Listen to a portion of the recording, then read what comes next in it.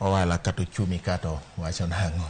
Koro mga jowuoth matiyo kod nyamburko koro dhi chako winjo pek mar chulo omenda ma omedi chakre kiny tich adek bang' weg nyamburko mating'o jowuoth lando medruok e omenda ma koro gibiro chako juogo.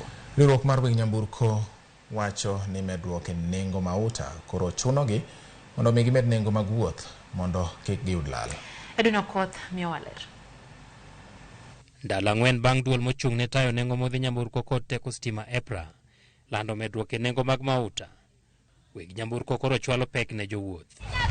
Jakom mar riwruog weg matatu e pacho ka Albert Karakacha wacho ni nengo mag wuoth e bombe dhi med kod kind Sh10 nyaka Sh50, ka mago madhi e gwenge mamoko nyalo idho kod kind Sh70 nyaka Sh300. Passengers can expect a moderate increase of between 30 of the current fare charged across the various routes, including town service and long-distance travelers. The decision to effect this fare hike was not taken lightly, and we understand the potential impact on commuters and the wider public. However, it is essential to strike a balance between maintaining a reliable and efficient transport system and addressing the economic realities faced by the matatu owners. Jowuoth mawuok Nairobi nyaka Kisumu, Homa Bay, Migori kod Kisii idhi mednegi nengo wuoth kod kind Sh100 nyaka Sh200, ka jogo madhi Bungoma, Busia, Vihiga kod Mumias dhi medo chudo kod kind Sh200 nyaka 300. Weg matatu wacho ni ok mana nengo modhi kende moidho. Okay, how we arrived at 30%, we consulted widely with our membership countrywide, and if you go deeper, the spare parts have gone up.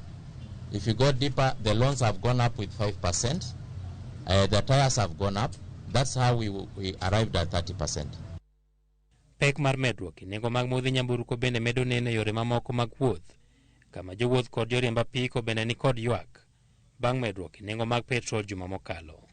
Gidwa ganwa kwal sani koro wan kod apike kuonde gi waringe ndara kuonde gi customer kidhire kata mondo mi pesa midwaro kalure kod kaka fuel omedni customer wena ni dwa mai gima nyalo wacho ne jopiny sani ngima tek ma koponi ok ng'at mojiwo chunye to dak e dag inyalo kata gombo mondo tho kasa thochni pok oromo. Apik stima no sani fuel kende Sh197 mondo ekiriemb apiko. Koro gima penjra ga ni to koro kiyudo ng'ato customer momi Sh100 idwa ga chopo kode kure, to kata kigo fuel mar 100 idwa chopo kode kanye. Yudore ka sani kirango sani joma sani travel jitin gimomi jitin transport oidho ji kaka ji nyalo timre sani onge. EPRA bende isayo kuom medo nengo modhi kata bang' doho chungo chik mar omenda mano medo sure ewi mauta, kendo koro wang' medo rango doho kapo ni kony nyalo a kono. Edwin Okoth, Ramogi TV, Nairobi. Jatend migawo mar pur Mithika Linturi koro wacho